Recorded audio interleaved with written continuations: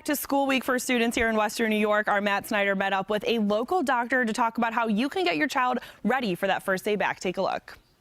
It is that time of year where a lot of children in Western New York are headed off to school, and that means this time of year a lot of people are prepping for that. Today we're focusing on the medical side of things. We're here with Dr. Melinda Cameron of UB Pediatrics. Thank you so much for joining us. Hi, it's great to be here. So we're talking about what parents can do before that first day of school to make sure everything's in order. So is there anything that you recommend parents doing that night before that big day? Well, it's not just the night before, but you really have to think about all the changes because children really aren't on a strict schedule during the summer, and you have to get them back into a better sleep pattern, going to bed on time, making sure they have enough time in the morning to have a good breakfast, take their medications, use the bathroom. Even lots of times kids don't like to use the bathroom in school, so you really want them to be healthy and prepared as they go in there so that they're ready to learn.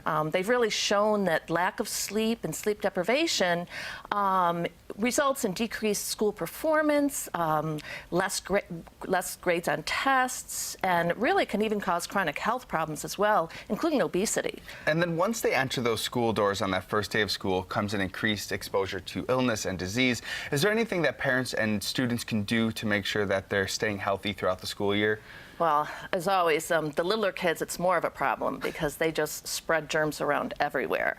But you really have to instruct them about using Kleenexes, throwing the Kleenexes away, washing their hands frequently, using hand sanitizers.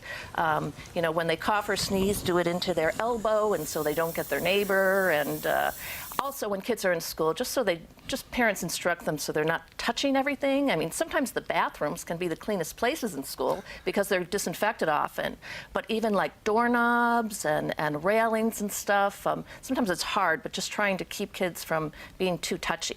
And we're focusing on what parents can do for their kids, but on the administration side, there are a few things that parents are going to need to have a logistical good day back to that first day of school. Parents should always remember the vaccinations. The state mandates the schools to ask for proof of the vaccinations, and there are new New York State guidelines this year. Most students will be compliant with it because it's something that we've been doing in our offices because they were national guidelines, but now the state is requiring it. So there may be some new requirements that parents have to be aware of.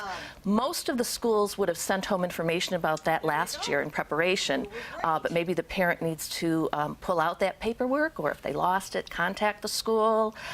Think about things like getting them their physicals or proof of physicals so they can participate in sports, making sure there haven't been anything that happened during the summer that the school needs to know about, a new allergy or a new illness or some restriction that the student may have. So always when you go to your pediatrician or get a new vaccination, make a copy of that form. Always keep a copy because in this day and age, you know, physicians retire, clinics close, we keep changing our electronic medical records, and students are going to need that when they go to college. It's a good thing too if your child is going off to college, make sure they have a copy of their shot record. I mean, because they may need that in the future. All right, thank you so much for having you in today in the studio and giving us a reason to have a happy and also healthy first day back of school. Again, this is Dr. Melinda Cameron of UB Pediatrics, but right now we're going to toss it back over to you. Thanks so much, Matt.